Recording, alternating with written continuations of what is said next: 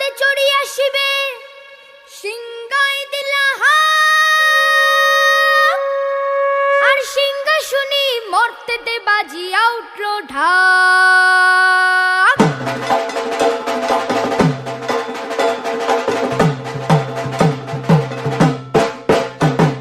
বলদে চড়ি আসিবে সিংহায় দিলা আর সিংহাসনী মর্তেতে বাজিয়া উঠল ঢাক। বলদে চড়ি আসিবে সিংহায় দিলা আর সিংহাসনী মর্তেতে বাজিয়া উঠল ঢাক।